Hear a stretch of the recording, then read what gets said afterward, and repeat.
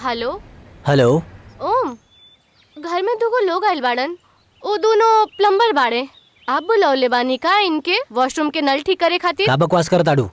हम केहू प्लम्बर के ना बुलौले। का? तू लोगन के ज्यादा एंटरटेन मत करा। ठीक बा। दरवाजा बंद कर ला। सर, जरूर वो लोगन ही संगीता के मर्डर कैले बा। अब जे भी बा, आपके वाइफ के कातिल हमरा से बच ना पाई। हमने इन्वेस्टिगेशन चालू कर देले बानी। अब आप जा सके नहीं। और जब भी हम आपके कॉल करब, आपके पुलिस स्टेशन आवे के हुई। Please cooperate. शुक्रिया सर। साहब, हम वहां गए रहनी जरूर, पर हमनी कोनो खून न कैनी साहब। सच कहता नहीं। जब उनकर नल खराब न रहल और ना ही उ लोग बुलौले रहले, तब तू लोग वैजा करे का गइल रहला? सर, ओकर नल खराब रहे या ना ये हमने ना जाने ले, लेकिन हमने के वजह बुलावल गल रहे नल ठीक करे खातिर। ऊपर से वो मैडम हम समझ ही नहीं, ना खुल के बोला। वो मैडम के बर्ताव बहुत अजीब रहे। कल का भेल रहे, हमरा डिटेल में बतावा। सर, जब काल हमने वजह गए रहे तब हाँ वही तो कहा तोरा अजीब बात रहे। हाँ बहुत। हाँ, करल जाओ यार, कुछ नहीं के समझ में आयल। हाँ वही तो।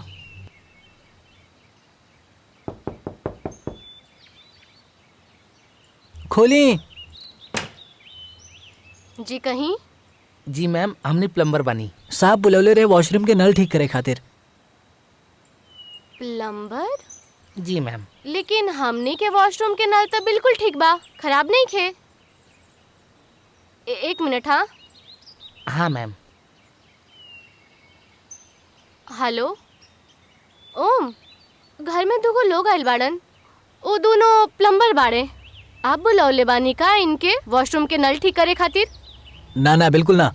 तू लोगन के एंटरटेन मत कर, दरवाजा बंद कर ला। ठीक बा। वो का बा ना कि घर में केहू नहीं खे, तो आप लोगन बाद में आ जाई प्लीज। जी ओके ओके मैडम, कोनो बात ना। ई का बात भइल यार। चला चलल जाओ। हाँ चलो। पर सर, हमने के ही समझ में नहीं के आई, जब नल खराब ही नहीं के रहल तो हमने के बुलौले का है? के बुलौले रहल तोरा? एक साहब के फोन आयल रहे सर। यादव। जी सर।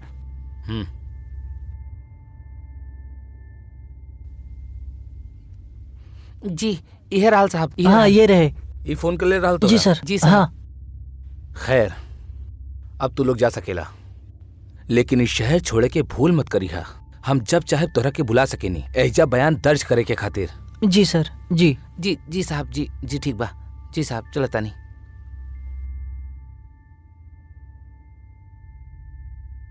यादव। यस सर। ओम के फोन लोकेशन निकाला। ठीक बा सर। कि मर्डर के वक्त कहाँ रहल।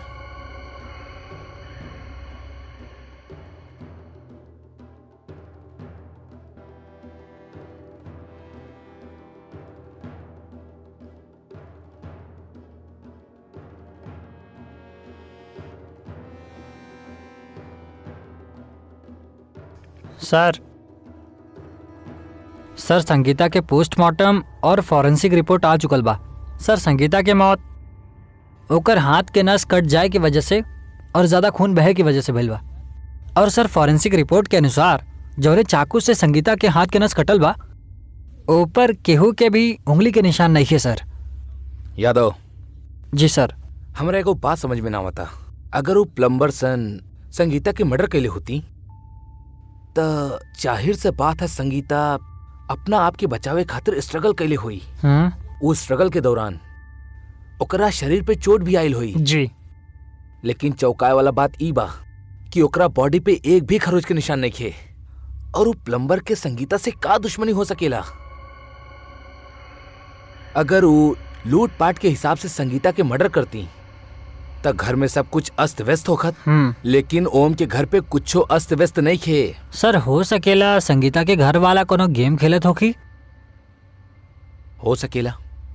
खैर, तू हमरा के यही बतावा, ओम के दोस्त के का नाम रहे जकरा साथ जॉगिंग पे गल रहल? विराट।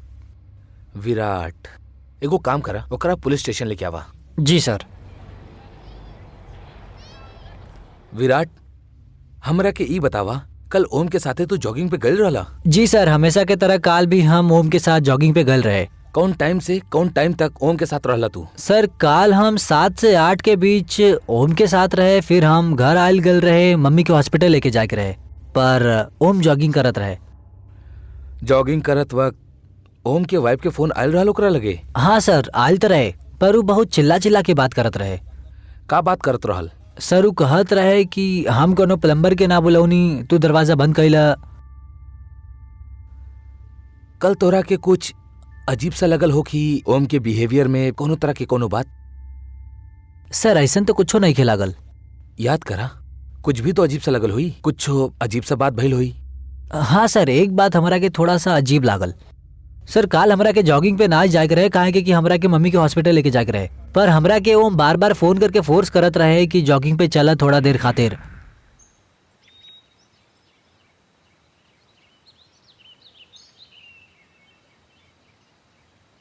हाँ हेलो विराट। हाँ हम तोरे घर के सामने खड़ा बानी। अरे यार, आज हम ना आ पाई, काहे कि मम्मी के हॉस्पिटल लेके जाए के बा। अरे यार थोड़ा देर खातिर आवा ना, हम तुम्हारे घर के सामने खड़ा बानी। चला ठीक बा, आवा तानी। चला ठीक बा।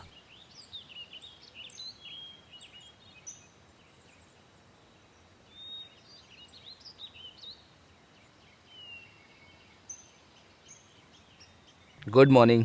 Good morning. चल जाओ। हाँ, लेट हो गए नहीं यार। खैर, तू अब जा सकेला। जी।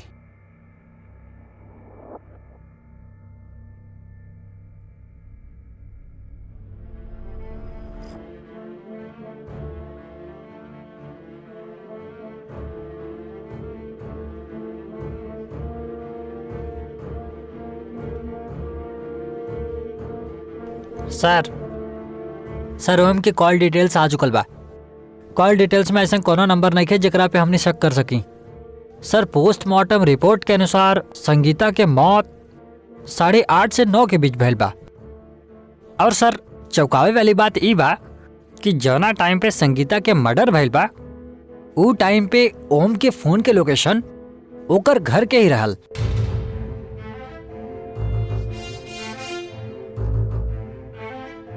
मिस्टर ओम, बहुत बात कर लेला तू और बहुत गुमराह कर लेला पुलिस के। सच कहा, हमरा के सच बतावा। लेकिन सर हम तो कहानी ना, सच बोला। सबूत बा हमरा लगे तोरा खिलाफ कि तू अपना वाइफ के मर्डर कर ले बड़ा। बतावा, कैसे मर ले रहा अपना वाइफ के? हम सच कहता नहीं, हम भला अपन वाइफ के मर्डर काहे करब? पागल समझ ले बड़ा तू पुलिस के। यादव। जी सर। लेके जा, 3rd डिग्री दी है करा के। ठीक बा सर। सारा सच बता दी। ए चल। सर रुक जाइए, आपके सब कुछ बताता नहीं, हम आपके सब कुछ सच सच बताता नहीं।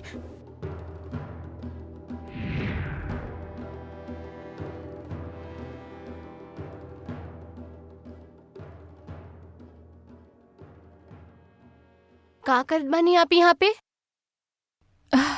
बहू, हम आपके कितना बार कहले बानी कि आपके जो भी चाहिए एक बीरी हमरा के कह देवल करी। देखी, पूरा किचन गंदा कर देनी आप। एक काम करी, अब जाइए यहाँ से बाहर जाके बैठी। आपके जे भी चाहिए हम लेके आवत बानी।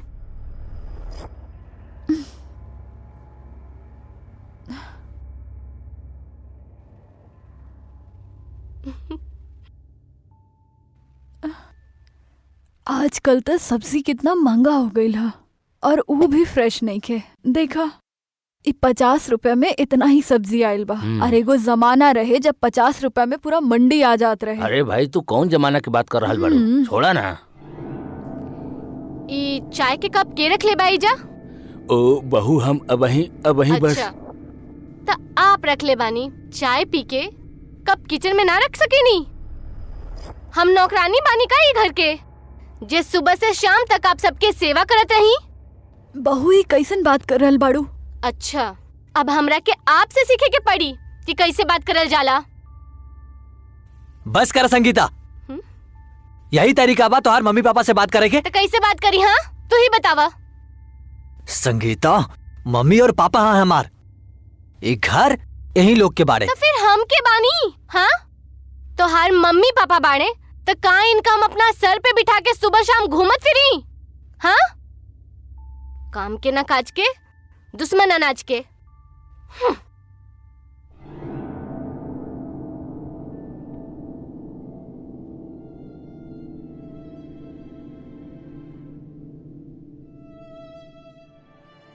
मम्मी पापा संगीता के तरफ से हम दोनों जने से माफी मांगतानी। अरे ना बेटा, ये सब बोले की जरूरत नहीं खे।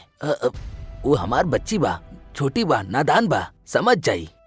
हमनी की होकर बात के बुरा ना लागेला। तू ऑफिस जा बेटा, कोनो बात नहीं है। लेकिन तू पापा लेट हो रहल बाड़ा बेटा, तू तैयार होके ऑफिस जा बस, कोनो बात नहीं है। हम ओकर बात के बुरा नहीं खे मान। हाँ जा बेटा तू ऑफिस जा। चल हम चला तानी। ठीक बा बेटा, प्रणाम। हाँ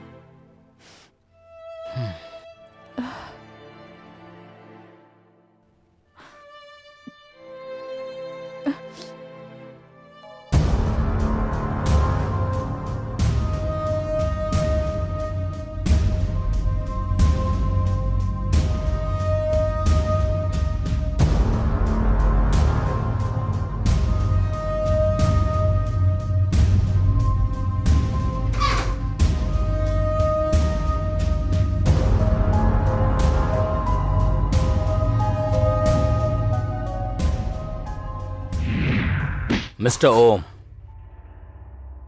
जब तोहार पत्नी से तोहार पटत न रहे तो अपन पत्नी के तलाक देकर छोड़ भी सकत रहला, लेकिन तू गुस्सा में आके जुर्म के रास्ता चुनला।